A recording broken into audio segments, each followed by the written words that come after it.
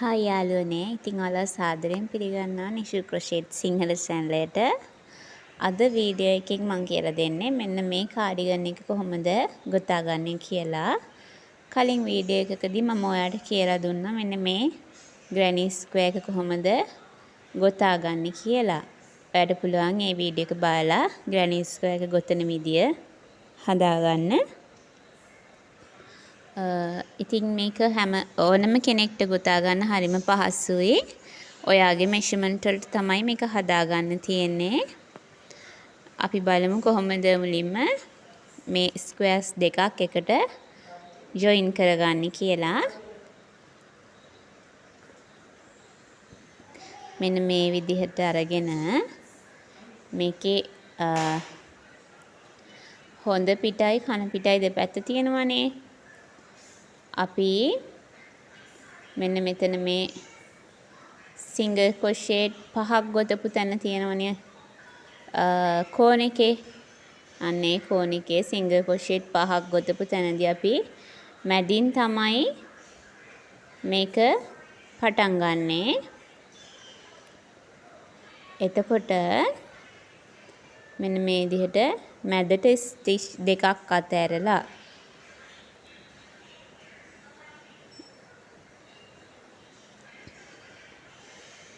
මැදට ස්ටිච් දෙකක් අතහැරලා තමා අවසාන ස්ටිච් දෙක, ඒ කියන්නේ අවසාන සිංගල් ක්‍රොෂේට් දෙක තමයි අපි ජොයින් කරන්න පාවිච්චි කරන්නේ. මැද සිංගල් ක්‍රොෂේට් දෙක අපි අතාරිනවා. ඒ දෙක අපි ස්තනක් විදිහට තමයි තියන්නේ. මේ විදිහට දෙපැත්තෙම ඒ විදිහට අරගෙන කන පිට පැත්ත හරවලා මෙහෙම ඉදි කටුව පාවිච්චි කරලා මෙන්න මේ විදිහට මම ජොයින් කරන්නේ සිංගල් ක්‍රොෂේට් 5ක් වෙන්න. ඔයාට පුළුවන් කැමති නම් සම්පූර්ණ දිගටම ජොයින් කරන්න. එහෙම නැත්නම් මම මේකේ මැද ඕපන් තියෙනවා. ඒ කියන්නේ ඕපන් දෙකක් තියලා 3 පාරකට තමයි මේක ජොයින් කරන්නේ. මේ විදිහට කෙරවලවල් දෙක දෙපැත්තෙන් ජොයින් කරලා මැදින් එකපාරක් ජොයින් කරනවා. මේ විදිහට මම සිංගල් ක්‍රොෂේට් 5ක් තමයි ජොයින් කරන්නේ.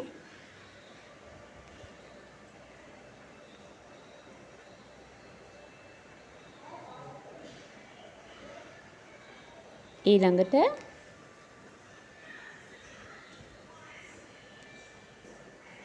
එන්න මෙතන මැද මෙතන අපි එක සයිඩ් එක මැදට එන සිංගල් ක්‍රොෂේට් දෙක මේ විදිහට එකට තියලා මෙන්න මේ වගේ හරියට බලලා එකට තියාගන්න. ඒ එකට තියලා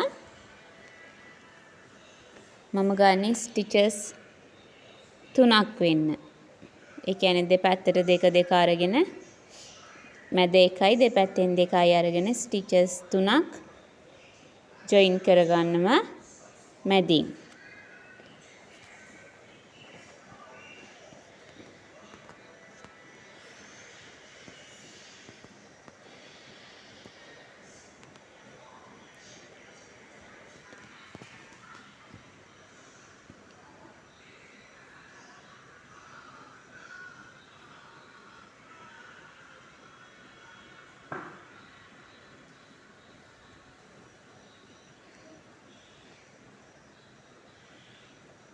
මේ විදිහට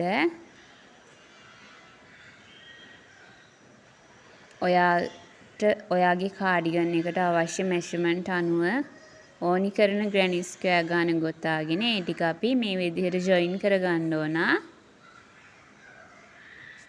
ඊළඟ කෙලවරත් අපි පළවෙනි කෙලවර ගෙතුවා වගේම ජොයින් කරා වගේමයි ජොයින් කරගන්නේ. ඒ විදිහට හැම ස්ක්වයර් එකක්ම ජොයින් කරගන්නේ. එතකොට මේකෙදි ඔයාට අවශ්‍ය මෙෂර්මන්ට් ටික ඔයාගේ පපුව වටමින්ම අත් දිග ඕන ප්‍රමාණය, කාඩිගන් එක ඕන උස මේ ටික තමයි ඕන කරන්නේ. එතකොට මෙන්න මේ විදිහට තමයි ඉස්සරහ පළු දෙක. ඒ කියන්නේ කාඩිගන් එකේ ඉස්සරහට එන කොටස් දෙක ඔයා ජොයින් කරගන්න ඕනේ. මෙන්න මේ විදිහට ග්‍රැනි ස්ක්වෙයාර් ටික ඔයාට ඕනි පපුව වටමින්ම බලලා මෙන්න මේ වගේ ජොයින් කරගන්න. පිටිපස්සට එන පැනල් එක මෙන්න මේ විදිහට තමයි ගන්නෙ. එතකොට අපි ඉස්සරහදී පොඩි ඕපන් එකක් තියෙනවා. ඉස්සරහ පැනල් එකේ මැදින් පොඩි ඕපන් එකක් යනවා. මම එක ලයින් එකක ඕපන් එකක් තමයි මැදට තියලා තියෙන්නේ.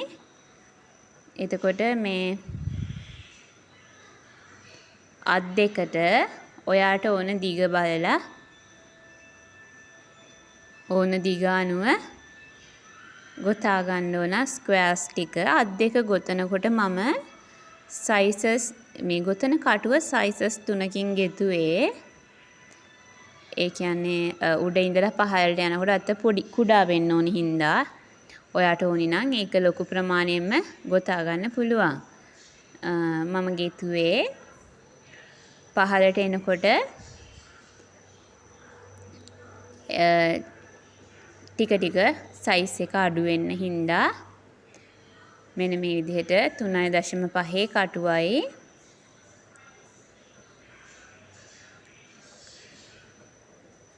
තුනේ කටුවයි 4 කටුවයි පාවිච්චි කරලා තමයි අත් දෙකට ඕන ටික ගොතා ගත්තේ. ඒ කියන්නේ 4 කටුවෙන් ස්ක්වයර්ස් 6ක් මේ ග්‍රැනි ස්ක්වයර්ස් 6ක් උඩටම ඊළඟට 3.5 කටුවෙන්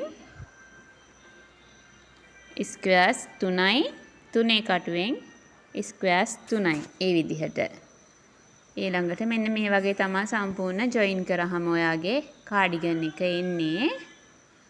පේනවනේ මෙන්න මේ විදිහට හැම අපි ස්ක්වයර්ස් ටික අවශ්‍ය ස්ක්වයර්ස් ටික තියාගෙන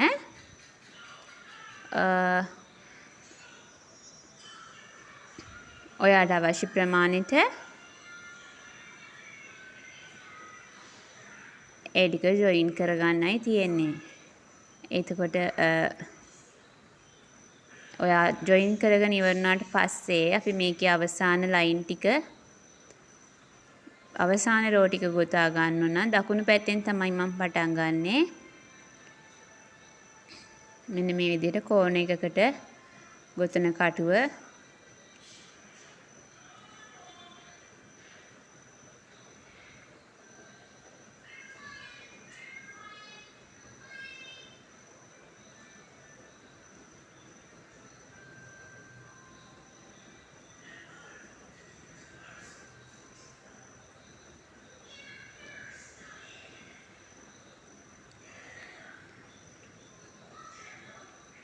යාන් එක අපි ජොයින් කරගෙන චේන් එකක්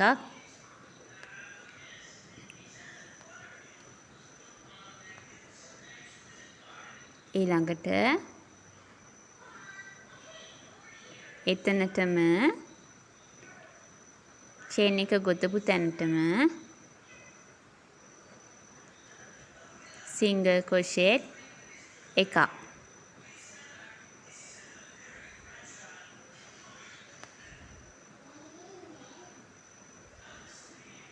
ඊළඟට ඊළඟ තැනටත් සිංගල් ක්‍රොෂේට් එකක්. මේ විදිහට එකකට එක ගානේ සිංගල් ක්‍රොෂේට් තමයි අපි අවසාන රෝ එකේදී ගොතාගෙන යන්නේ. මෙහෙම එක ස්ටිච් එකකට එක සිංගල් ක්‍රොෂේට් එක ගානේ දිගටම ගොතාගෙන යන්න සම්පූර්ණ කාඩිගන් එක වටේම.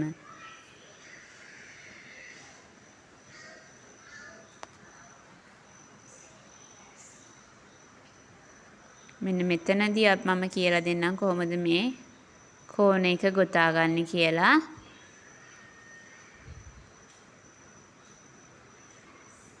ඔයාගේ ස්ක්වයර්ස් ජොයින් වෙන තැනදී මෙතනදී අපිට මෙතන ජොයින් දෙකක් හම්බෙලා තියෙනවානේ. එතනදී මම කරන්නේ මෙන්න මේ කෝණ එකේ මැදදී නතර කරනවා සිංගල් ක්‍රොෂේට් එක.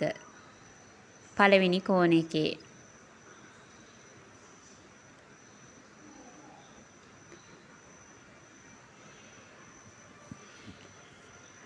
එකයි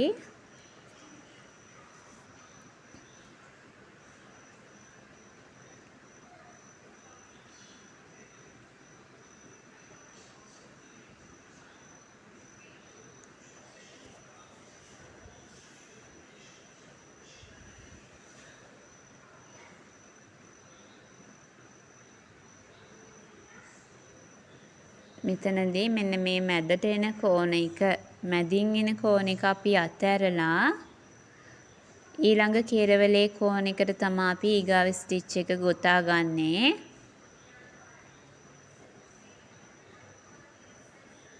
මෙන්න මෙහෙම. ඒකට අපි සිංගල් ක්‍රොෂේට් දෙකක් තමයි ගොතා ගන්නේ.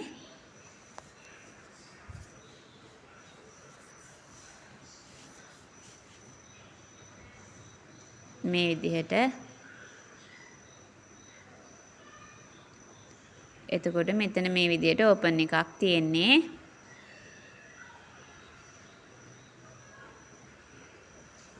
දැන් මේ විදිහට දිගටම සම්පූර්ණ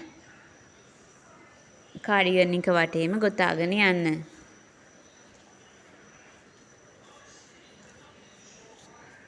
ග්‍රැනි ස්ක්වයර් එක හදනකොට ඔයාගේ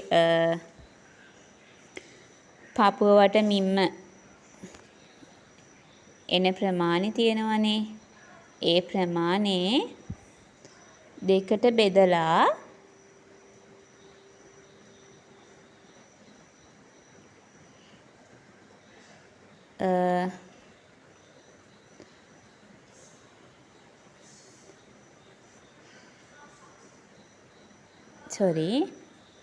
ඒ පපුවට මිම්ම ප්‍රමාණය දෙකට බෙදලා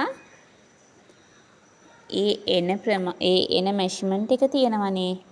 ඒ මෙෂර්මන්ට් එක බලලා ඔයාගේ ග්‍රැනි ස්ක්වයර් එකේ හිතන්නකෝ අඟල් 4යි කියලා ප්‍රමාණය. එතකොට අඟල් 4යි නම් පපුවට මිම්ම 40ක් නම් දෙකට බෙදුවහම 20යි. එතකොට 4 කොටු කීයක් ඕනද? 5ක් ඕන. අඟල් 4 ඒවා 5ක් ඕන ඔයාගේ ඉස්සරහා පැනල් එකට. එතකොට අඟල් 4 ඒවා 5ක් කියන්නේ අපිට 5ක් ගන්න බෑනේ, බැලන්ස් වෙන්නේ නෑනේ. අපි 4ක් අරගන්නවා ඉස්සරහා පැනල් එකට. මැද ඕපන් එකක් එන හින්දා ඊට පස්සේ පිටුපස්සේ පැනල් එකට ස්ක්වයර්ස් 5ක් ගන්න. ඒ කියන්නේ එක පොලිමකට. එතකොට පිටිපස්සේ පැනල් එකෙන් හරි ගානට එනවනේ. ඉස්සරහට තමයි අර මැද ඕපන් එකට එතකොට අපිට ගානට හැදෙන්නේ. ඒ විදිහට ඔයාට එන මෙෂර්මන්ට් එක අනුව ඔයාගේ ඒ මෙෂර්මන්ට් එක දෙකට බෙදලා ස්ක්වයර් එකේ ප්‍රමාණය අරගෙන ඒ විදිහට තමයි ඔයාගේ මෙෂර්මන්ට් එකට අනුව ස්ක්වයර්ස් ටික හදාගන්න ඕන. හරි. දැන් ඔයා සිංගල් ක්‍රොෂේ රෝ ටික ගොතලා ඉවරුණාට පස්සේ අවසානෙට පළවෙනි සිංගල් ක්‍රොෂේ එකට ස්ලිප් ස්ටිච් එකක් කරලා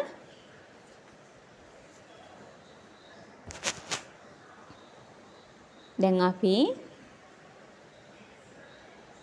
මෙන්න මේ විදිහට තමයි ගොතලා ඉවරනහම එන්නේ.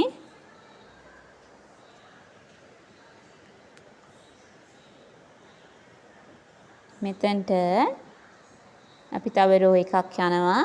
චේන් 3ෙන් පටන් ගන්නේ. චේන් 3ක් ගොතලා චේන් 3 ගොතපු තැනටම ස්ලිප් ස්ටිච් එකක්. මෙන්න මේ විදිහේ චූටි බබල් අපි ඊළඟට මේ සම්පූර්ණ රෝ එකම ගොතාගෙන යනවා.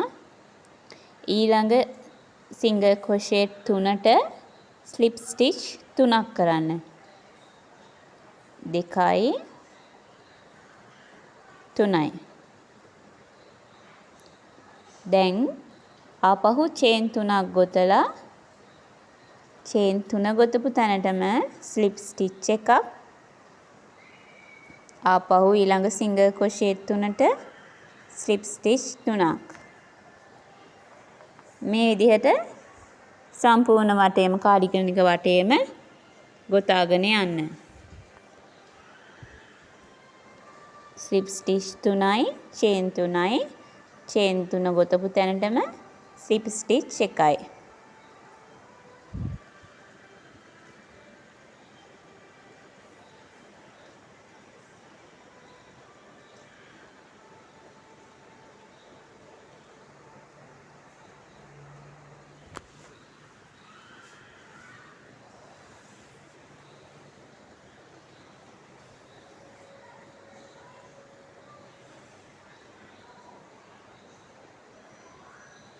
හරි ඉතින් ඔන්න ඉවර කරාට පස්සේ මෙන්න මේ විදිහට තමයි අත් දෙකත් ඔයා ඒ වගේමයි අවසාන ඉවර කරගන්න ඕන. පළවෙනි රෝ එක සිංගල් ක්‍රොෂේට් රෝ එකක් ගිහිල්ලා එකකට එක ගානේ ඊළඟ රෝ එක අපි කාඩිගන් එක වටේම ගොතපු බබල් ටික ඒ විදිහටම ගොතන්න ඕන. මෙන්න මේ වගේ තමයි එන්නේ ඔයා කාඩිගන් එක ඉවර කරාම. දැන් මෙන්න මෙතන ඔයාට පුළුවන් පොඩි පටි දෙකක් මම දාලා තියෙනවා ජොයින් කරගන්න. මෙන්න මේ කෙරවලට යාන් එක ජොයින් කරලා මම කරලා තියෙන්නේ චේන් 60ක් ගොතලා ආපස්සට ඒ චේන් 60ටම ස්ලිප් ස්ටිච් ගොතාගෙන එනවා. ඒ විදිහට දෙපැත්තටම පොඩි ස්ට්‍රැප් දෙකක් ජොයින් කරගන්න. ඉතින් ඔන්න ගොතලා ඉවරන කාඩිගන් එක මෙන්න මේ වගේ තමයි තියෙන්නේ. බොහොම ස්තුතියි වීඩියෝ එක නරඹුවාට. ලයික් එකක් දාන්න, සබ්ස්ක්‍රයිබ් කරන්න, කමෙන්ට් එකක් දාන්න. තවත් අලුත් වීඩියෝ එකකින් නැවත හමු වෙමු.